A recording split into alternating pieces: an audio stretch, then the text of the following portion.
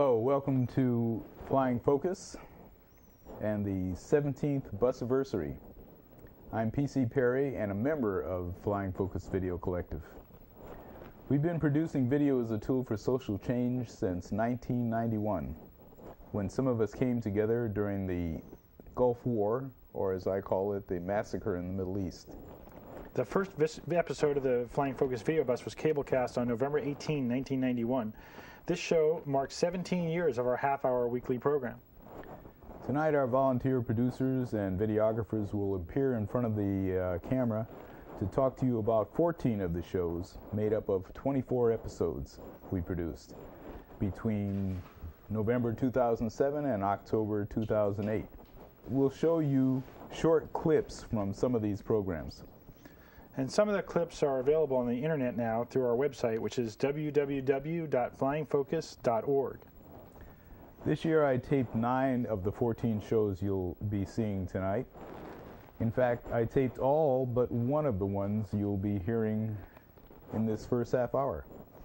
If you want to get involved, call us at 503-239-7456 or 503-321-5051. Or write to us at ffvc@flyingfocus.org. Hi, I'm here with Barb, one of the volunteers with Flying Focus, and I taped a program last year for which she was the editor. How did that go? What was that about? That was a great program. It was Nathan McCall, a professor from the South, talking about gentrification and the state of racism, which appears to be alive and well, unfortunately, in the U.S. today. And this program was made possible by a generous grant from the Multnomah County Cultural Coalition and the Oregon Cultural Trust. And I really appreciated this program because he answers a question that I hear a lot at work and from friends about gentrification, saying, when they're asking me, well, what's wrong with gentrification? They're improving the neighborhoods, they're making it safer. What's wrong with that? And he answers all those questions.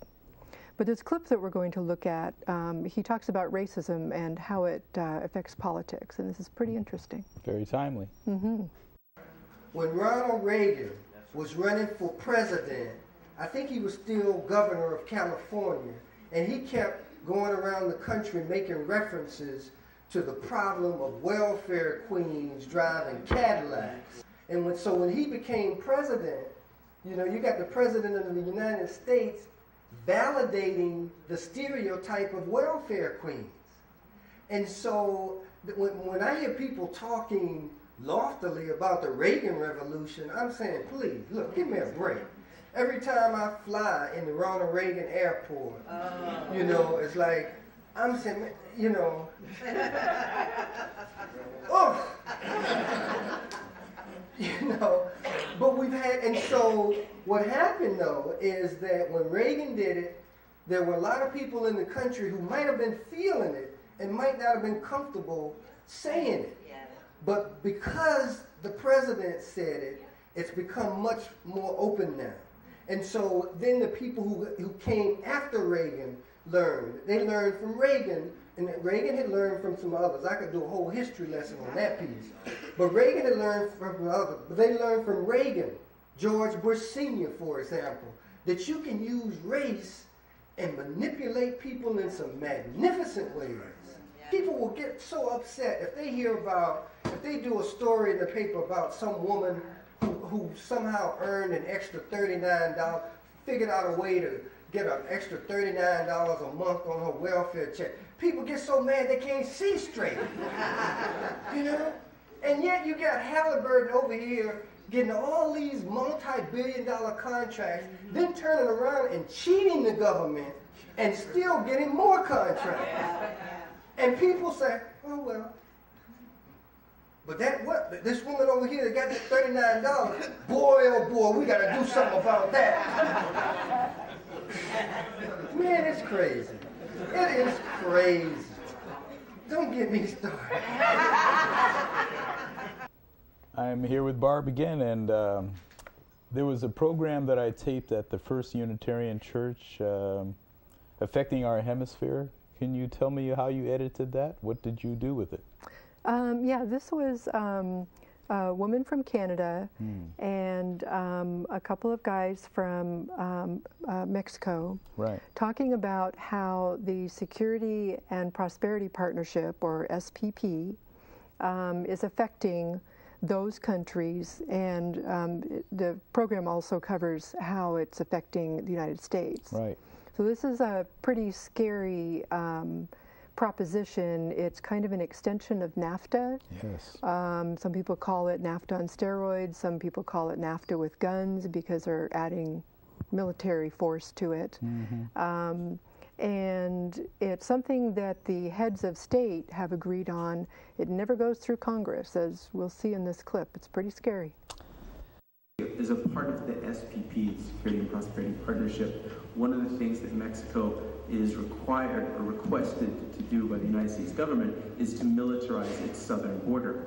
Mexico, according to the United Nations report, is also the country most dangerous for undocumented migrants. It turns out it's a very sticky issue for the Mexican government, because as they clamor for the respect of Mexican migrant rights in the United States, they have massacres, and just the other day, 2 federal migration police officers raped 2 Guatemalan women in the state of Oaxaca and beat up about 30 other people that they attacked. As you'll hear from the Central Americans crossing Mexico to get to the United States, they call Chiapas the beast because it is so dangerous and so intense. There are gangs there, but it's the police, the various state, local, and then federal special migration police, called Grupo Beta, that most attack and rob the migrants and then send them back to Guatemala.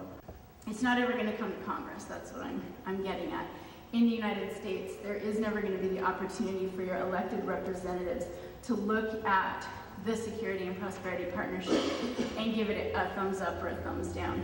In the governments of Canada and Mexico, this is similar.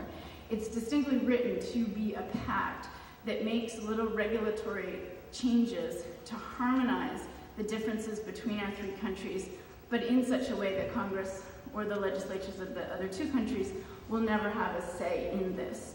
So when you come to talk about something as a corporate Bill of Rights, you can really point to the Security and Prosperity Partnership as something that gives corporations full say in the way our policies, our regulatory differences, in the way that we maintain those differences between our 3 countries for whatever reason that might be.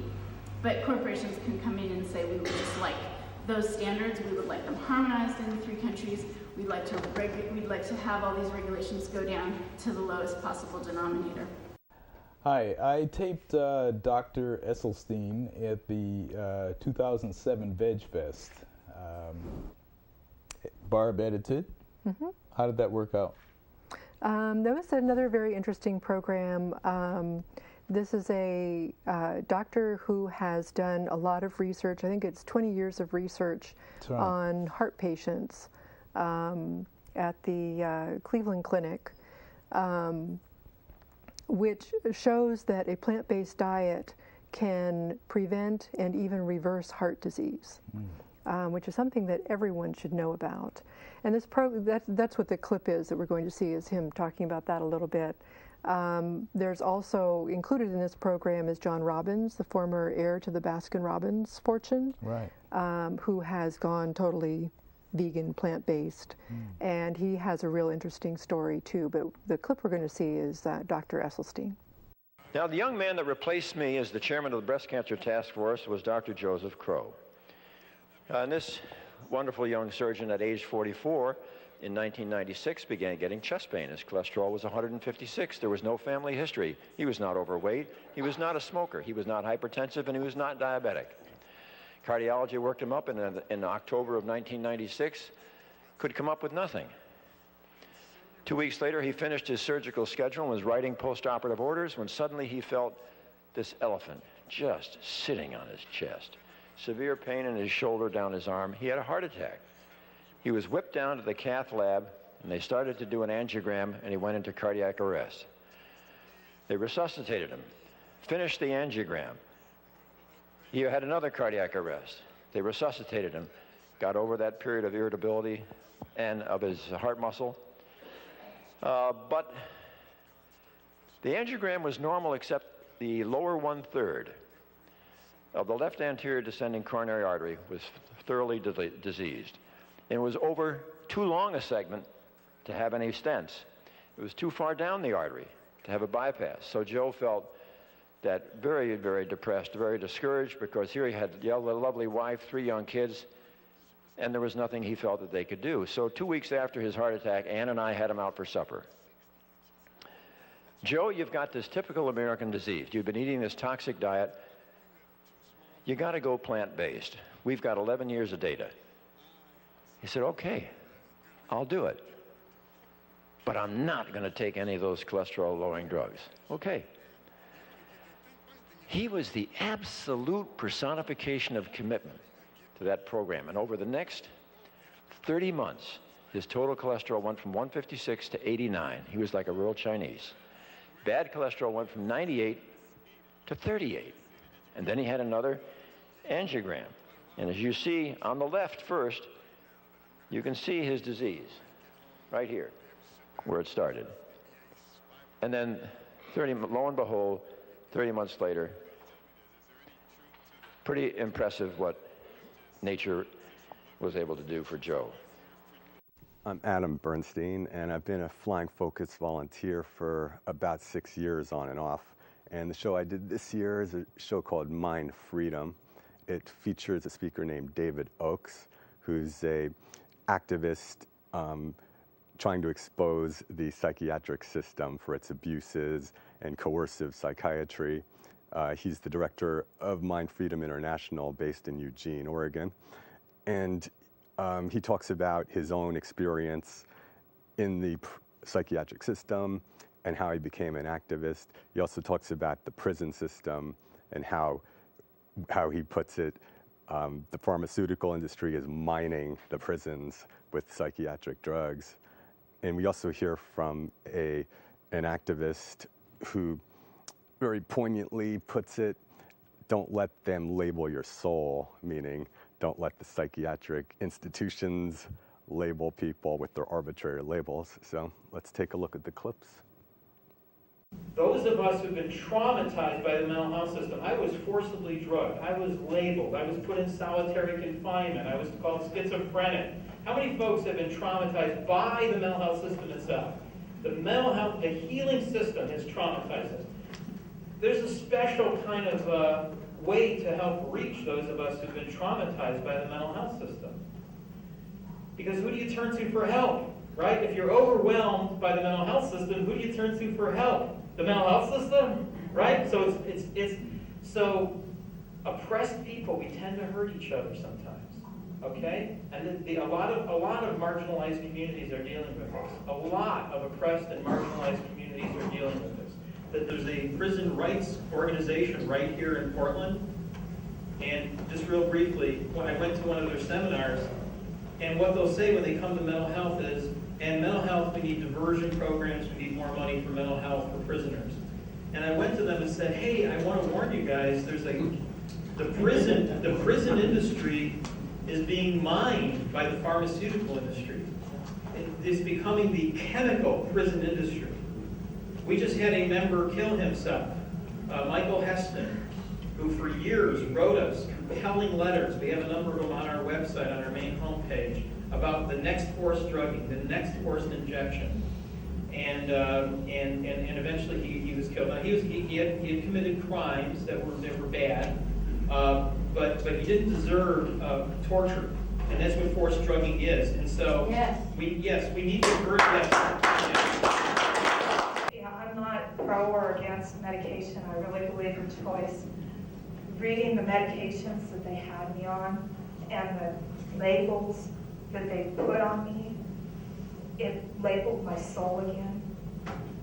And I'm really, really reached a point where I want to change that for others again. I don't want to see those labels on people's souls. Hi, I'm Dan Webb, a longtime Flying Focus volunteer. This next segment features a panel discussion on Guantanamo Bay. And this segment features Steve Wax with the Federal Public Defender's Office talking about the case of Adel Hamad, a Sudanese hospital administrator who was taken to Guantanamo Bay in 2003. He was released in December 2007, and during all that time he was in Guantanamo Bay, he was never formally charged with a crime. Let's take a look at the tape. He spent a couple of days in jail in Pakistan, and then 6 months in the hellhole of a Pakistani prison, where he was interrogated once, and then turned over to the Americans, taken to the Bagram Air Base in Afghanistan, where for the first time in his imprisonment, he was beaten and abused. The Pakistani treatment had essentially been unbenign neglect of heat and cold in a lousy old prison, but he had essentially been left alone. At Bagram, for the first 2 weeks that he was there, he suffered. On the tarmac, he was kicked, he was dragged, he was beaten by his American captors. Stripped of his clothes on the cold January night in Afghanistan. Brought into a hangar, a makeshift prison, where he was required to stand for 3 days. And every time he would nod off, he would be awakened.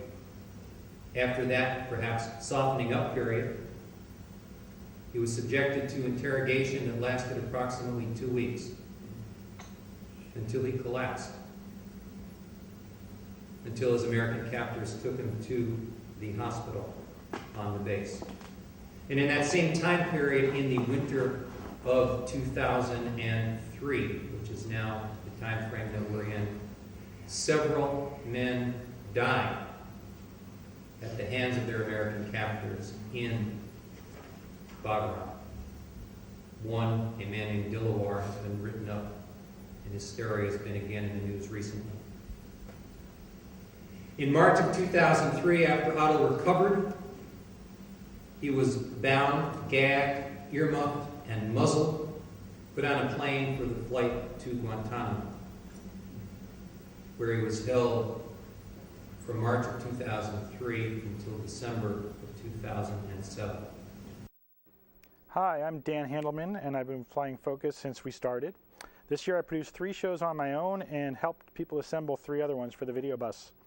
2 shows are about the Middle East. And the first show was taped by Frank Mahoney, who's been with us since the beginning. He couldn't come here tonight. He's worked with us on and off over the years. And it features speakers from the Wheels of Justice bus tour. You'll hear a song and a little bit of talk from Mike Miles, who's one of the co-founders of the tour. And that tour seeks to educate the public about the effects of U.S. policy on Iraq and Palestine from people who have been there. The other speaker is Mazen Qamsia, a Palestinian American who formerly taught at Yale University, and whose personal perspective helps break down the stereotypes that American media has of Palestinians. He talks about the wall, which is also known as the security fence that Israel has built, in part straying into Palestinian lands, and the difficulties of everyday life under occupation. The tour came through Portland in March of 2008.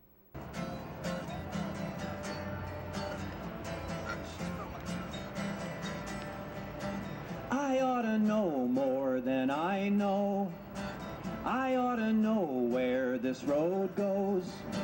I ought to know great literature by heart, the history of art. This I ought to know. I ought to know more than 1492. I ought to know what the Buffalo Bills do. I ought to know more than the quarterback's wounded knee. What happened at Sand Creek, this I ought to know, but I don't. And what's really important for people to realize today, as we approach what's being called the 5-year anniversary of the beginning of the war against Iraq, please remember that it's not 5 years. It's 17 years that we've been waging this war against Iraq. 17 years. First of all, I want to illustrate, when I mentioned that the fence clears out about 100 meters of land, agricultural land, it literally tears out the agricultural land. So over 1 million trees, olive trees, almonds were uprooted for building this fence. These olive trees that you can see here, we call them in Arabic Zaytun Romani, because they back to the time of the Romans. They are over 2,000 years old olive trees that are being uprooted to create this fence.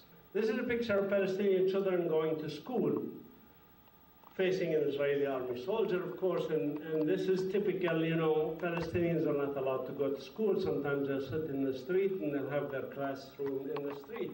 That's nonviolent resistance. When Palestinians even engage in going to school, going to even to the kitchen or going to a restaurant or whatever, they are engaged in nonviolent resistance because the Israelis do not want us to go to school.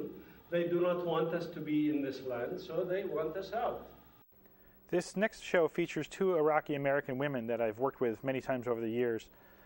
It was taped at an action tent at the March and Rally commemorating 5 years since the invasion of Iraq, the protest that took place in March of 2008. But as you just heard, the war on the Iraqi people really began when the sanctions were imposed in 1990, has continued ever since. This panel was taped by PC Peri, and one reason I didn't tape it myself is that I not only helped organize the panel with another group I'm in, Peace and Justice Works, but I was also at the event introducing Asil Dick and Isra Hassani, the women whose voices make up the entirety of the program. They are good examples to show that just because you oppose U.S. policy in Iraq does not mean that you prefer Saddam Hussein to be in charge there.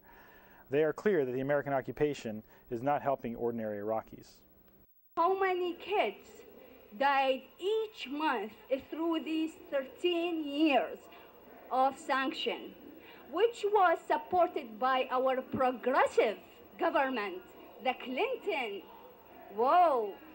So you think, wow, this is really bad. I mean, come on, man.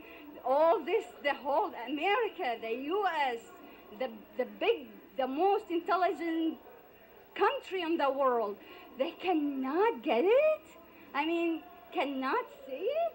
It's just weird. And you turn over and you think, what's going to happen? Will it get worse? Wow. And all of a sudden it did.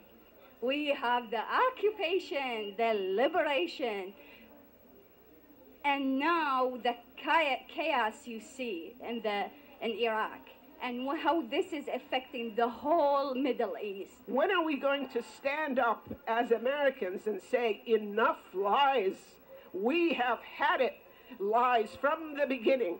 Lies during the embargo. Lies during Kuwait. Let's ask, where is April Glaspie? Why did she tell Saddam, we have no opinion on inter-Arab disputes? The U.S. has been living lies. What a shame. What a shame for Americans worldwide. And they're surprised. Why do they hate us? They're sorry for us now. They don't even bother to hate us. They're sorry for us. A nation that is so stupid to re-elect Bush twice.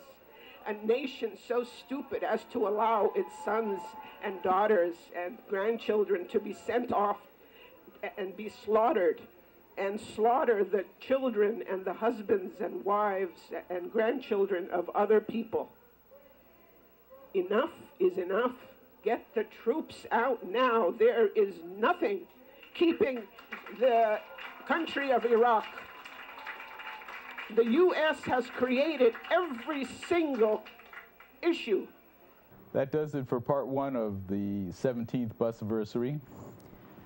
If you want to get involved with FFBC, give us a call at 503-239-7456, or if you want to check the show times, phone at 503-321-5051.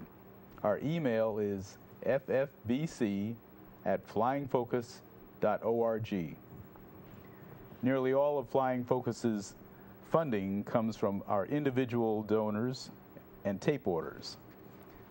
We're all volunteers and we can use your help. So write down those numbers and give us a call.